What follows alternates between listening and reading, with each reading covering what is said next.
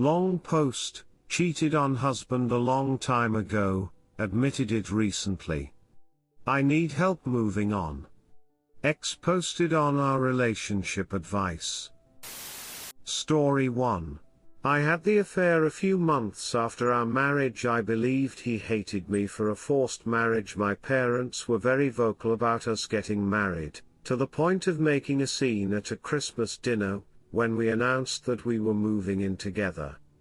The next day, he proposed and was generally miserable due to the state of our life, which I mostly thought was fine, sometimes fun, but no.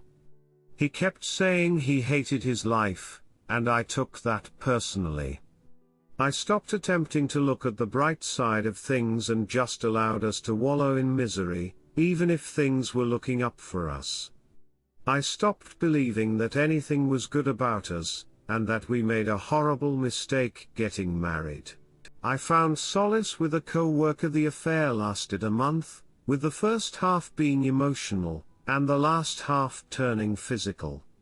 During the time I was also habitually taking cocaine with another co-worker. At first it was fun and games, then it turned to a numbing agent for the issues I was having at home, and later for numbing my actions for cheating on my husband. At home, I lashed out at my husband. If he was miserable, well, so was I. I chucked all of the happy moments that I had held onto out the window, and was angry at him 24/7, to a scary extent. Thinking back on it now, I'm frightened at how dark I became. I spent his money. I yelled and screamed at him about just how miserable I was. I wanted him to leave me because I was too chicken shit to do it myself. Finally, I sat him down and told him I was in love with someone else. I told him it was my co-worker and waited for his reply before I went on. Instead of the ire, he said he wanted to work it out. That he loved me and we could get through it. I was impressed and humbled that he still wanted me. I fell in love with my husband all over again in that moment, and all my actions became far too real to me. I made a choice at that moment that I'm still not sure was the best. I decided not to tell him about the fact that I slept with another man. Immediately after that conversation, I reinvented myself. I kicked the coke habit cold turkey. I cut off all contact with my co-workers, later left my job and focused on making his home life as great as possible. These last 2 years have been the best for both of us. He's working his dream job, we're paying off debt quickly and saving a lot of money, moved closer to the city to begin adventures, and we've had so many wonderful, truly wonderful moments. I initially decided to take this secret to the grave with me, never telling him, but instead, dedicating my life to making our marriage work and becoming someone he could be proud of. About 3 months ago, I attempted suicide. Everyone was blindsided, but the repression of this secret was seeping out and my self-hatred was out of control. Even then, I refused to tell anyone, including my therapists, about the affair.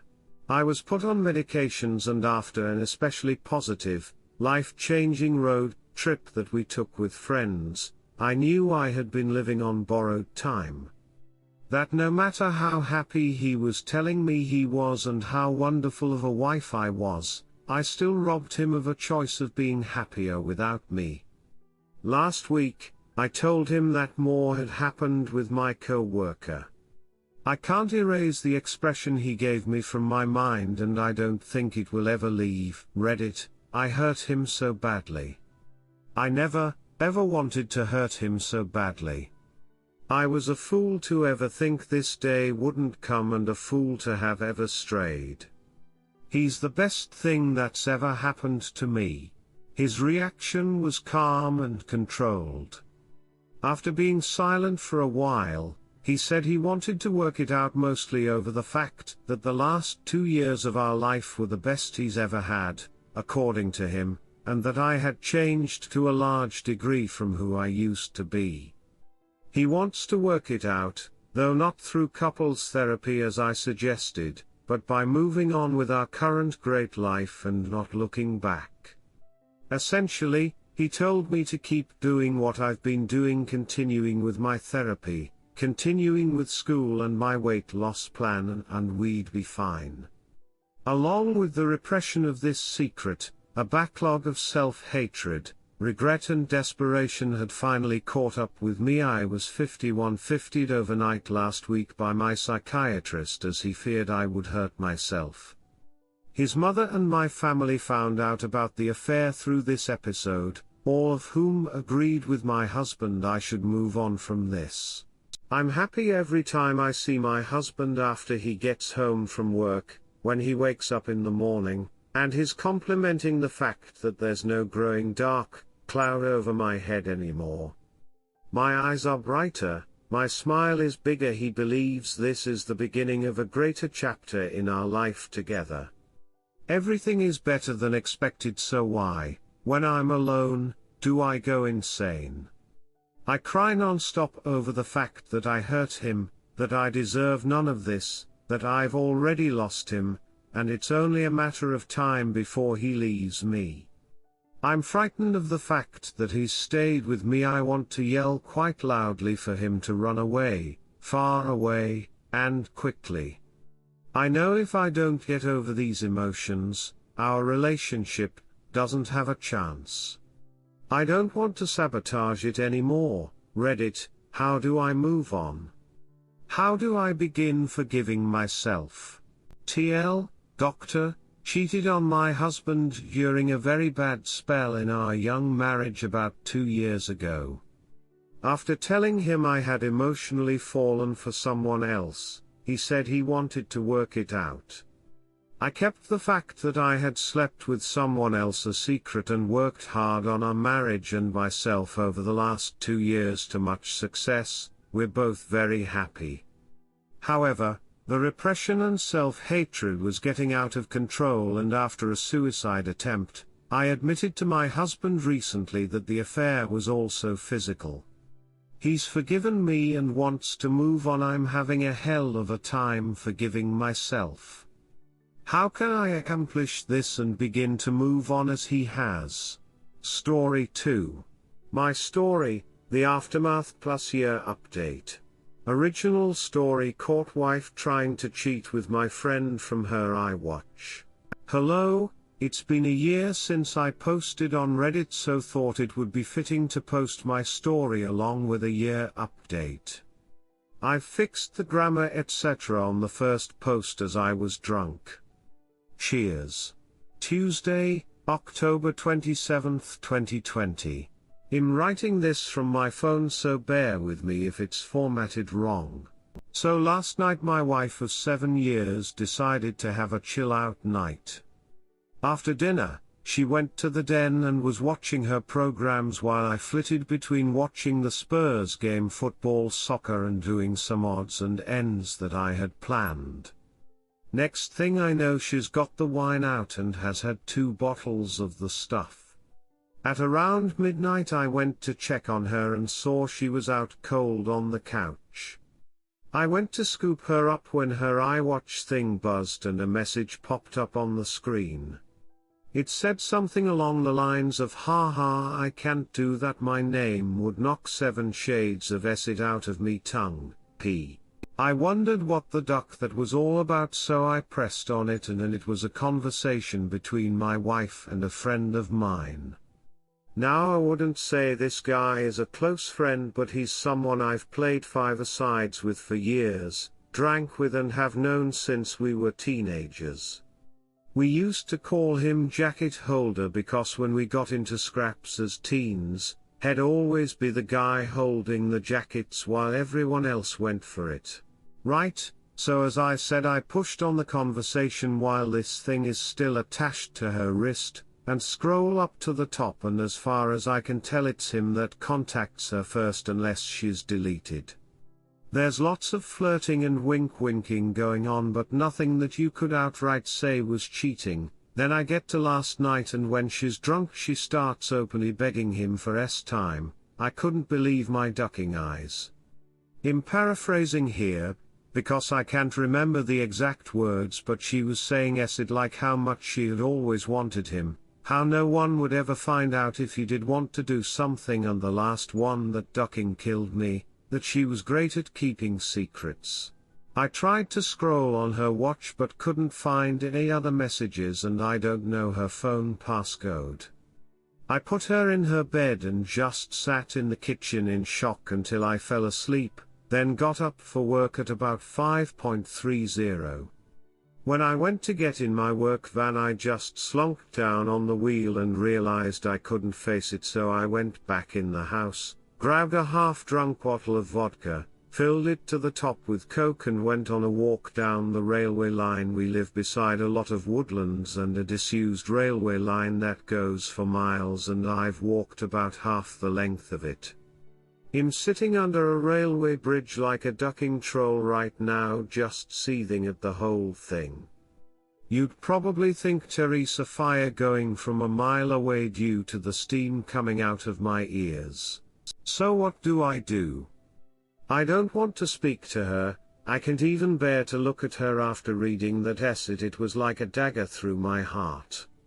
I just feel like every morsel of love I had for her has evaporated into thin air after reading her begging like that. Ducking, yuck. I honestly want to ghost her, man. If I could, I would never speak to her again. The whole "I'm great at keeping secrets" was the thing that got me though. Like, who even are you?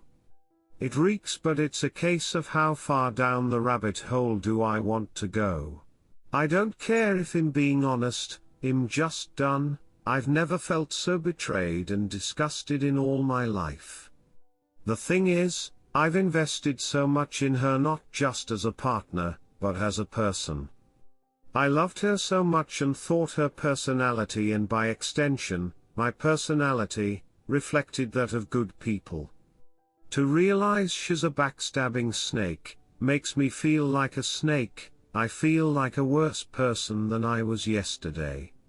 The only way I can describe it is for someone you looked up to, took advice and life lessons from, to suddenly find out they were a pedo or a pissed or just a downright creep. Your entire perception of yourself and who you are would be shattered because you've taken on board what they've said and invested time into a creep. God, I'm rambling nonsense, I apologize. I'm lucky in that our house is owned by my parents, who 6 years ago moved to a retirement village and we moved in.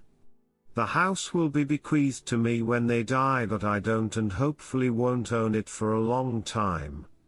They couldn't be bothered with the upkeep and all the problems etc. and wanted to see out their final days in peace, so when we do divorce, my soon-to-be ex won't be getting her hands on it. So what do I do then?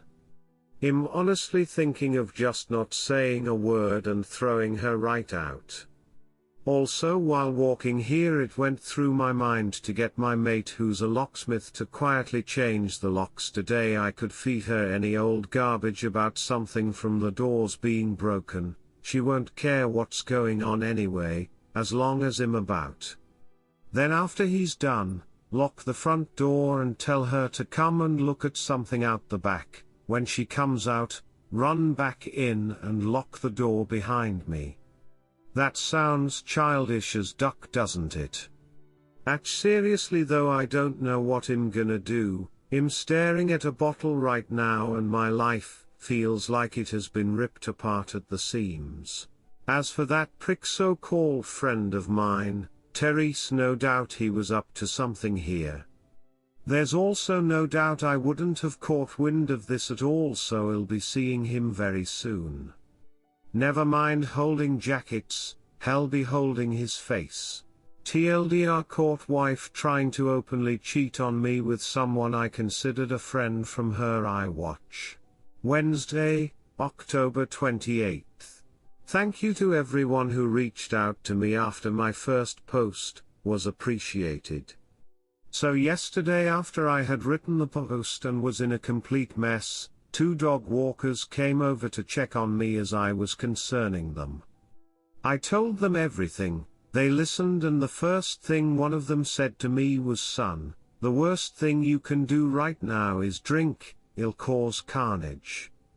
I have to thank her for that, because I was on the highway to hell at that point. I threw the vodka away, got in touch with a friend, and he said I could come to his for a while to calm down. He was at work but told me where the spare key was. We live in a small town of around 15,000 people, and he wasn't too far away, so once I got there I sat on his couch just trying to calm down. Throughout the morning I was getting multiple texts and phone calls from my wife asking where I was and what the hell was up, as my work van was still sitting in the driveway and I was nowhere to be seen. I texted her back telling her that there was a problem with the engine, so I got a lift into work, which she seemed to buy, as she just texted back saying okay. When my friend got back from his work at about 5 o'clock, I told him everything that had happened and asked him his opinion. I also told him not to tell anyone about jacket holder, as that might then get back to my wife, which I didn't want at this point. I would deal with him later. By that I mean he'll expose what a little rat he is. Knocking duck out of him doesn't help me at all as of now. As an aside to the people saying he had done nothing wrong, he messaged my wife first. He was being extremely flirty. What the duck is he even playing at messaging my wife for in the first place? He only knows her in passing, from afar. Look, I've got no problem with two adults conversing with each other, but they hardly knew each other and it was flirty from the start as far as I could tell. I think they've seen each other while out and about and it's gotten flirty then. So my friend convinced me to try and keep a low profile and see what I could dig up, but at the same time speak to a lawyer and get the ball rolling in terms of finding out my options, which I have done today. He took me home about 6 o'clock and I was honestly dead on my feet by that point. I think the adrenaline pumping the entire day then suddenly stopping, knocks it right out of you, so I was extremely tired when I got home. The second I walked through the door I knew something was up, as my wife was on me right away asking me all sorts of questions about work. I asked her why does she even care. She said that it left my big flask and lunch bag in the front passenger side seat of my van and something's been up today, she could feel it. I was about to lie, but I was just too tired. I couldn't be bothered putting any sort of charade up, so I just said yeah, there is something up. That when I was putting her drunk assay to bed last night, a message came up on her iWatch, which I read, and all the other ones, and that she was a ducking disgusting cheat that I wanted nothing more to do with. Her demeanor went from an arms-crossed person in power to a scared little girl within about a second. Great at keeping secrets, eh? Begging that little rat for time, eh? Yep, read it all. She started sobbing and I walked away and upstairs into the shower. When I got out she was sitting on the top stair crying still, and the excuses started right away. How she was drunk, vulnerable, had never done anything like that before, how he had messaged her first and it didn't mean anything, she was never gonna go through with it. Pretty much everything that everyone on here was saying she would say, like she had the playbook out. The only thing she didn't do was try and blame me. She probably knew I would have thrown her right out the door if she had tried that it. I told her that I wanted a divorce and her out of the house within a month. Also told her that she was moving to the spare room.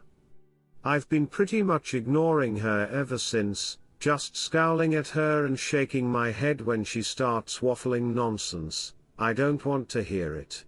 She slept in the spare room last night and I haven't spoken to or texted with her at all today. If I'm lucky maybe she'll be gone when I get back from work, but my luck's not that good, I suppose. On getting her out though, I was telling my parents what was happening and my mother was adamant I wasn't throwing her out onto the streets. She and my mother are close and always have been together 11 years in December. My mother was saying she made a mistake and that we should sort it out like adults, that we've been through too much together and that she didn't actually do anything, it was just words. She completely took her side over mine, couldn't believe it. Could this duck me here? Like, do I have no right to ask her to leave if my mother is against it? It's gonna be my house when my parents pass and I did nothing wrong, so I'm not leaving. It's probably gonna turn into a War of the Roses Part 2. I managed to get myself an appointment with a divorce lawyer for next week, so I'll be going to that to discuss my options. Until then I'm just gonna ignore my soon-to-be ex-wife, I guess. I know she's probably not gonna admit anything else now. He'll never know if she was a really good liar or she was just talking acid to him to get him on side with her for an affair. Anyways, sorry about the delay in the update, just got the chance to write it now as I'm finishing work. Well, back to the funhouse I guess. Monday, November 16th. Hi, I thought I'd give an update since a lot of people have been personal messaging me asking for one. It's now been 20 days since I found out my wife was trying to cheat on me with my friend and the situation has become hellish. I gave her a month to get out and she's been sleeping in the spare room, but it's clear now she doesn't have any intention of going after she got in the ear of my mother. She doesn't have anywhere to go at any rate, but that's not my problem. I've seen my divorce lawyer multiple times, and am now in the process of drawing up a divorce petition and having my wife served divorce papers.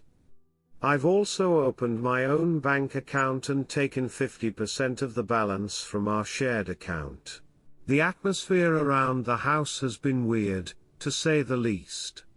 The living room has turned into a no-man's land where no one frequents as we both spend the majority of our time in our rooms. I've also intentionally been working late a lot so I don't have to interact with her much.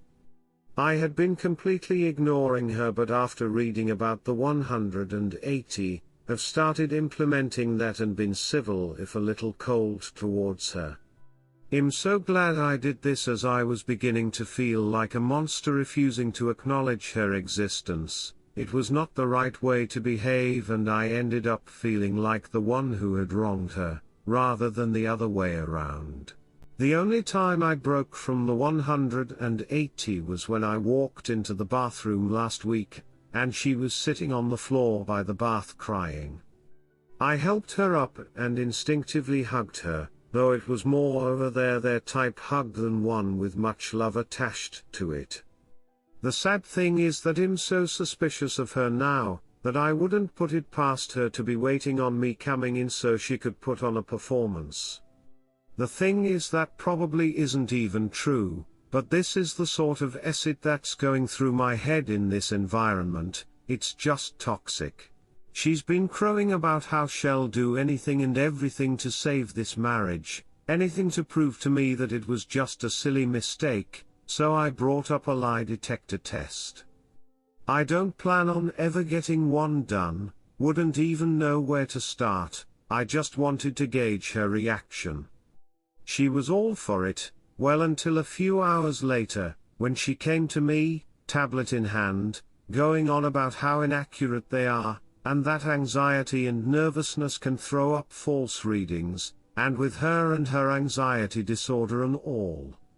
I just laughed, wasn't even a normal chuckle either. It started as a bit of a cackle and ended in a childish giggle.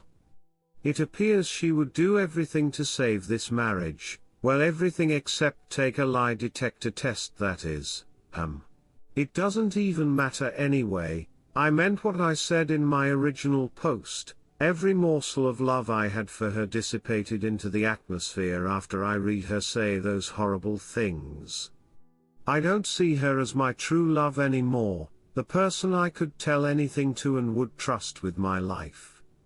I just see trash, Trash that needs to be taken out before it stinks the place up. Jacket holder has been the talk of the town since I exposed him to our friend group a few weeks back. It's safe to say, he has no friends left among us and has been completely ostracized. I tried phoning him a few times but he refused to answer, then blocked my number. Duck that little rat, I hope it was worth it. I've spoken to my mother multiple times about this and during a heated argument asked her why she was taking my wife's side. Like, was there something she wasn't telling me here? What was she expecting? Us to live like roommates? Go on like nothing happened? It's ridiculous. She said she has always seen my wife as the daughter she never had but always wanted. My mother had a stillborn daughter before I was born and it has haunted her, so she latched on to my wife and has done since we got together. As I said previously, they have a close bond. The fact my wife doesn't have any family, and only a few friends who have their own busy lives and families means if I threw her out she would be all alone, and my mum thinks that's unacceptable, especially during a pandemic. She tried to get me to come to a compromise, saying that in 3 or 4 months we should look at it again and see where we are mentally, and is pushing me to try couples counseling before I throw in the towel.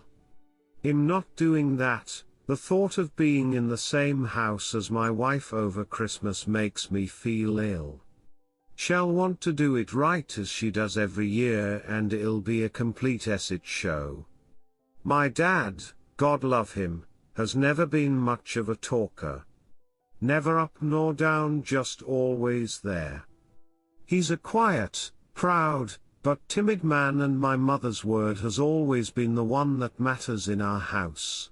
People on here have been telling me that I'm selfish and spoiled as it's not my house and I have no right to make demands, but it's now a case of my wife or me for my parents. If worse comes to worst, I'm ready to walk out the door and never come back.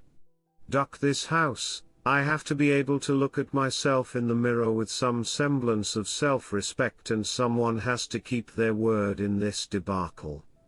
If I do leave, my friend has said I can stay with him for a few weeks or so till I get myself sorted.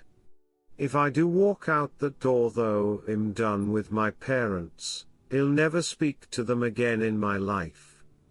They'll probably see it as me giving up on them, me walking away without trying to at least have a go at fixing things first. I see it as them choosing someone who broke my heart over me. Like, what will be the logistics of this once I'm gone? Just her staying there herself, my mother and father looking after a backstabber while their flesh and blood goes off alone. A little more info on the house. My parents let us move in a year after our wedding. It was an apparent belated wedding gift, although that was just the chatter from them at the time. They were always planning on moving out and moving us in. I've spent tens of thousands on it over the years, but that's neither here nor there.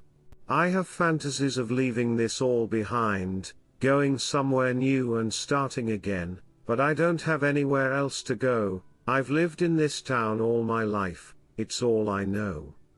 Am I being too harsh here? I'm literally ready to slingshot my parents right out of my life, but I feel so torn. Why am I the one who has to lose everything and everyone? I've tried to be good, and I always thought you make your own luck, and that good things happen to good people. Maybe I'm not as good as I think I am, maybe I deserve all I ducking get. Wednesday, December 2nd. Well, since this morning I no longer call that house home. I saw on the calendar that my wife had a hospital appointment with her ophthalmologist, so knowing she would be gone for a few hours, I took that as an opportunity to get my stuff together and move out, which I have. After getting my things moved and sorted, I put the house keys on the kitchen table, along with the divorce papers I received from the divorce lawyer last week, and was on my way. I've blocked both my wife and mother's numbers, and any communication I have with my wife going forward will be done through my lawyer. In terms of my living situation, I'm staying with a friend for a week or two, but hopefully, I should be in my own rented place before Christmas. I haven't spoken to my parents in a few weeks. Last time we spoke was via text, and I tried to tell my mother, in explicit detail, the things my wife was saying during her texts to Jacket Holder.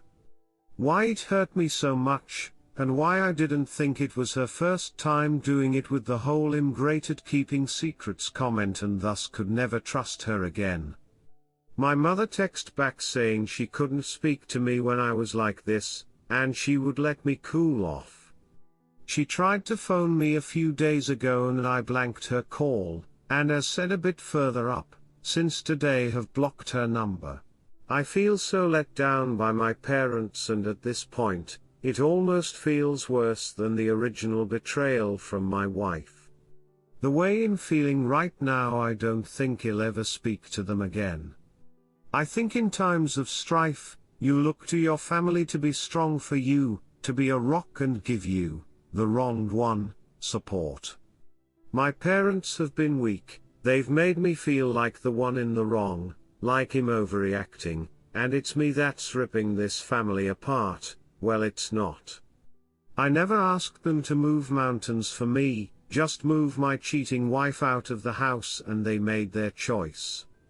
My father also had the chance to put his foot down for once in his life and stand up for me, but didn't. You make your choices and you live with them, I guess. Reading some of the comments on here from my previous posts, people have been saying things like, I threw in the towel so easily, I was looking for a way out and didn't love my wife because I didn't try hard enough to save things, but that's not true.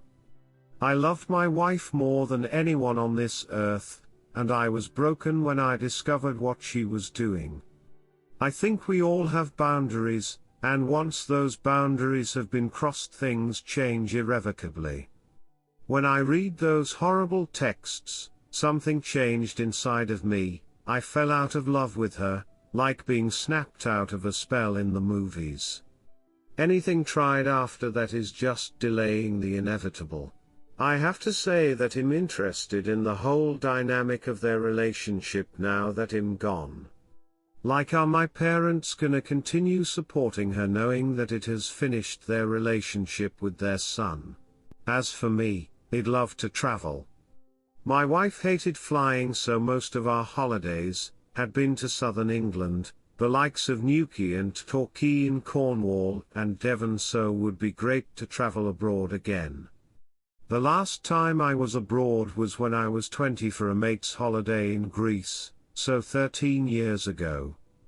I'd love to see a bit of America, so once this pandemic calms down, I've definitely got my sights on the States. Thanks. Bye. Wednesday, May 26, 2021. It's been over 7 months since I first posted on Reddit, and I honestly thought that was it for me, as I didn't need any more advice. I had made my decisions and done what I said I would, but I got a phone call this morning that has dragged me back into the mire. I have moved 15 miles away, changed my phone number, and am still in the process of divorcing my wife. She has completely ignored all the requests from my divorce lawyer to cooperate, which has hindered things.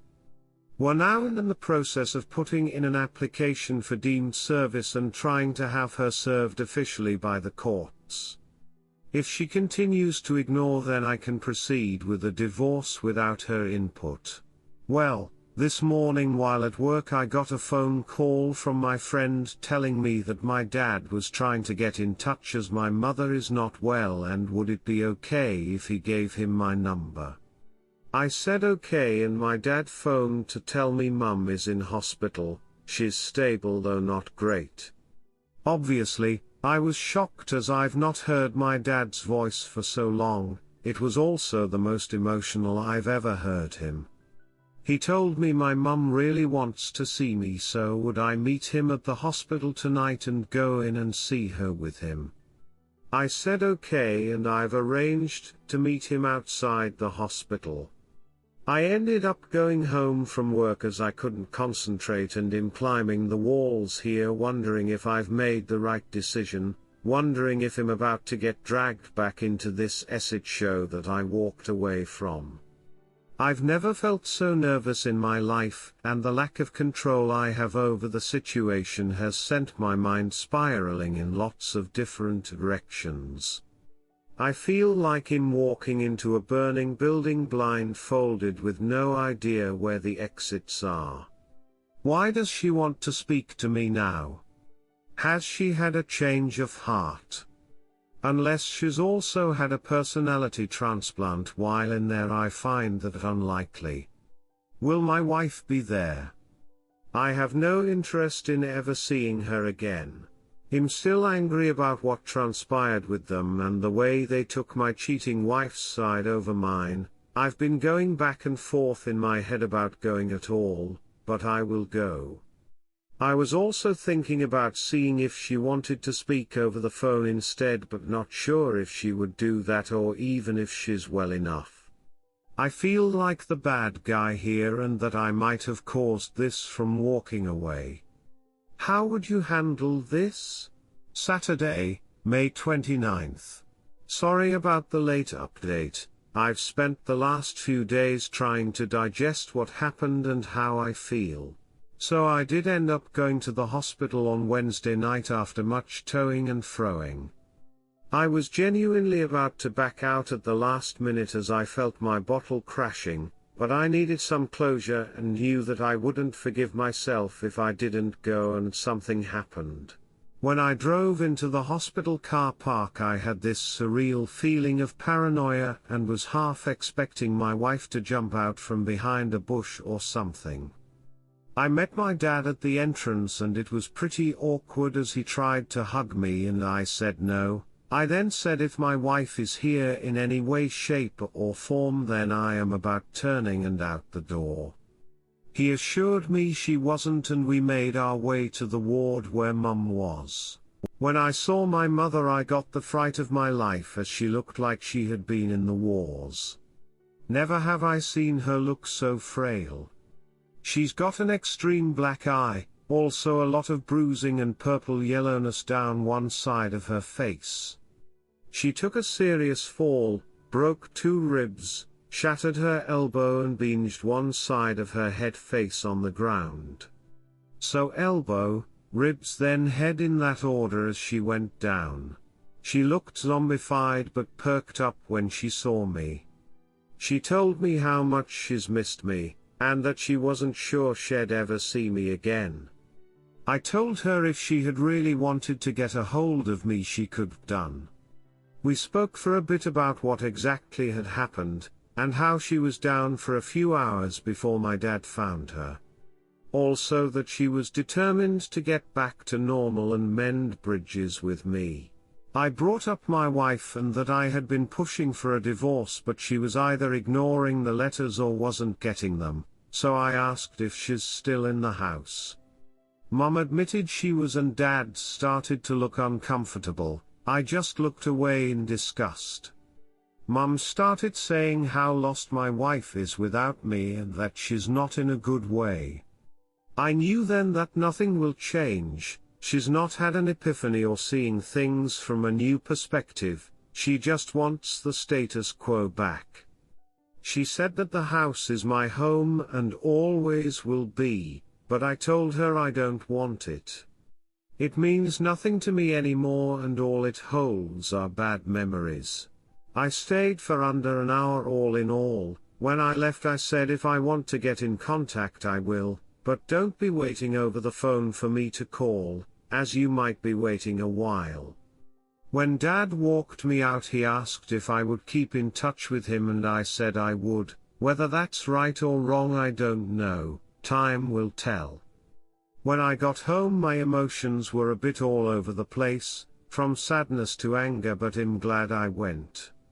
Couldn't help think about my wife as well, and what she once meant to me, it'll never not hurt. When I think about everything that's happened in the last 7 months, it honestly doesn't feel real. The speed at which everything fell apart was just spellbinding. I know life comes at you fast, especially when you're not paying attention, and I wasn't paying attention. It was just sheer luck I found out about her trying to cheat on me, cosmic coincidence, nothing more. I never saw the signs or put everything together, I just saw something on her watch and it tore my ducking life apart. I know now that it wasn't the only time, I know it in my heart, I see what she is and feel no love for her, only contempt. I feel she stole the best years of my life. When I think about all the good times, they're just soured, it feels like someone else's life, not mine.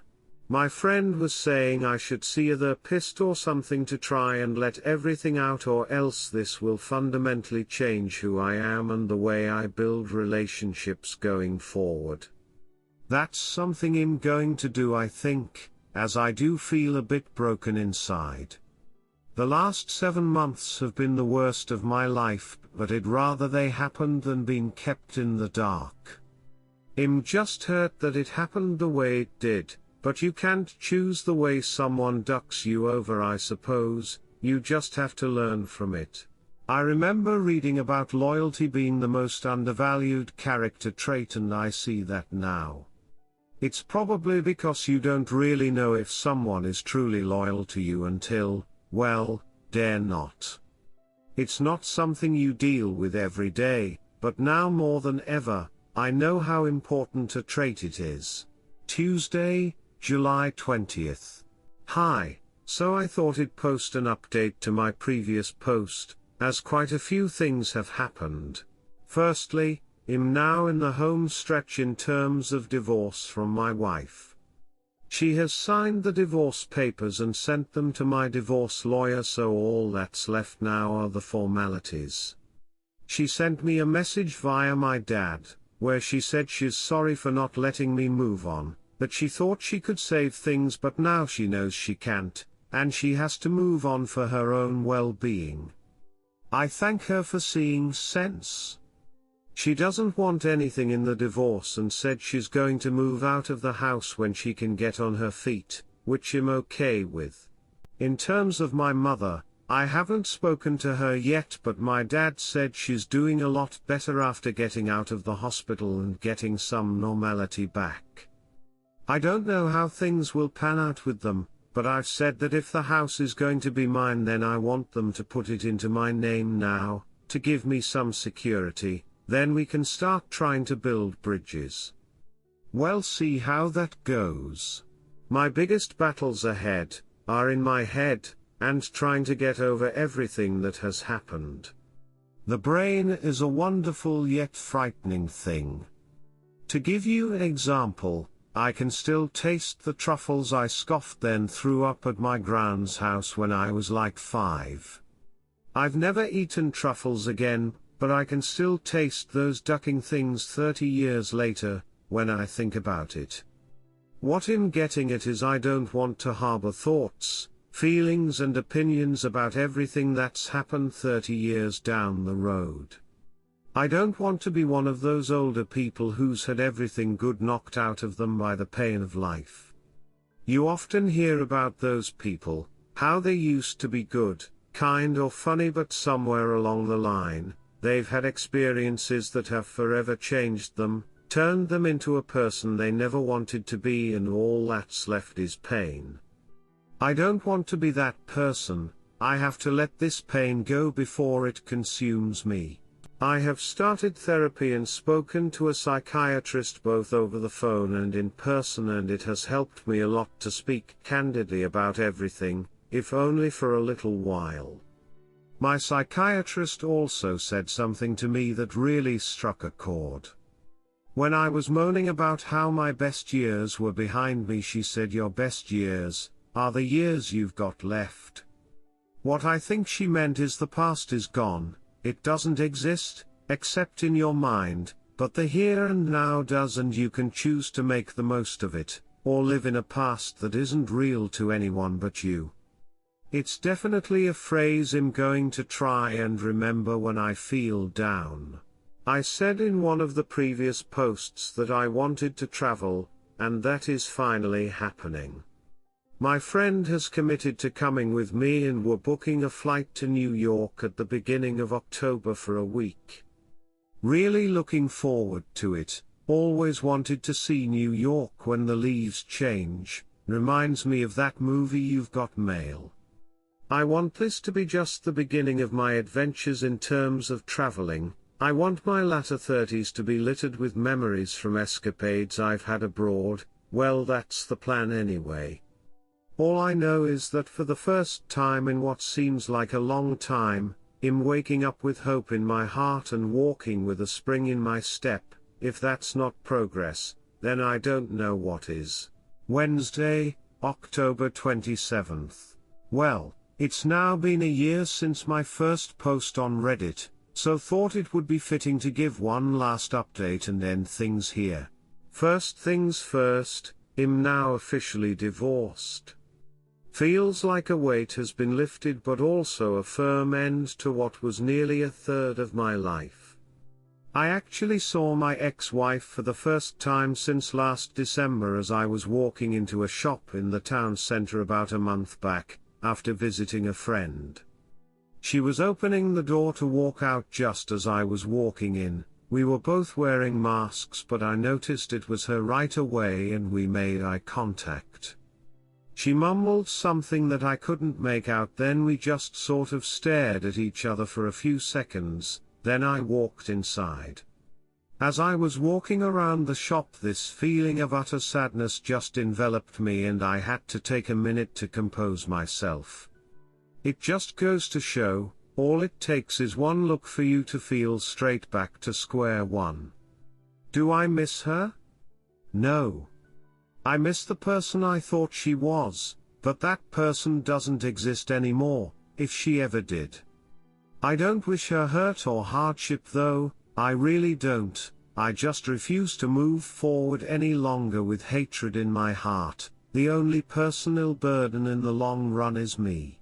I also found out from a friend's girlfriend that she was sure she saw my ex-wife outside a pub in the city, all over another guy a couple of years back.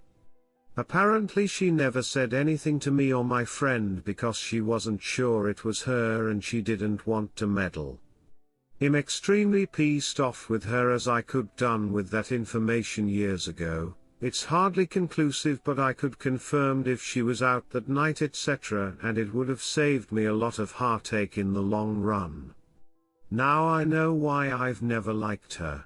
One of the reasons we wanted to book a flight to New York in October, apart from wanting to see NY in autumn, was that the travel ban between the USA and UK was supposed to be lifting in September for fully vaccinated travelers.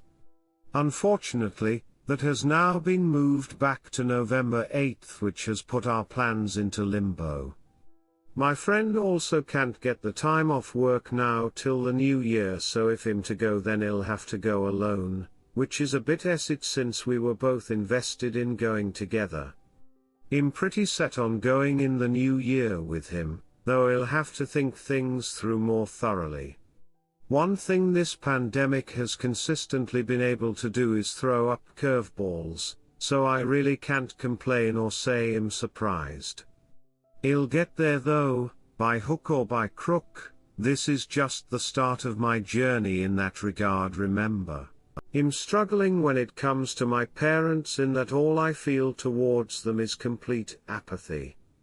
I'm just having a difficult time feeling anything, and no matter how hard I try, I don't think that'll change. My dad has tried to build back the relationship again, but I just don't care anymore. That might sound harsh, but it's the truth. I said in my last post that I wanted them to put the house in my name, though I haven't followed up on that.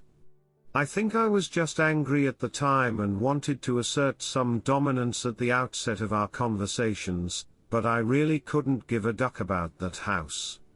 I think I would rather live in the house from Nightmare on Elm Street than there. It wouldn't change anything anyway. It can't turn back time unless it's turned into a time-traveling house since I've gone, or circumvent what they did. It's just the sad consequence of the choices they made. To anyone out there thinking of forgiving a cheater, please don't, I implore you. You're flogging a dead horse. Don't be that person, desperately scrambling to put out fires started by your cheater partner while they gleefully reignite them. I feel stronger than ever after everything that's happened and reading a lot of infidelity support forums in the last year, that you're letting yourself in for a world of hurt if you don't cut your losses. Kind of a relevant story, but at the start of the year, I had a really scary experience when I cut the back of my trouser leg on a metal bin while brushing against it at work. I never realized it had caused a cut until I went home, and when I went to bed at night, I felt kinda weird. I woke up about 2 a.m. and my leg was pulsating. I felt deathly ill, was seeing double, dizzy, and was alternating between a severe fever and chills. I understood right away it could be sepsis, so I phoned an ambulance, which they said was going to be 2 hours plus, as it was a Friday night and at height of COVID, and my thoughts were doing light speed laps around my head while I was hyperventilating like crazy.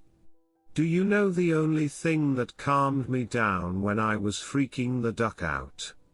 I accepted that I was possibly going to die, and then for some reason, I just didn't feel afraid anymore. I don't know if it was the whole accepting fate state of mind, but when I accepted that it might be over, it took all the permutations out of the equation and everything became very simple and calm. I've been thinking about it a lot lately, and when I think about cheating betrayal, I feel very similar.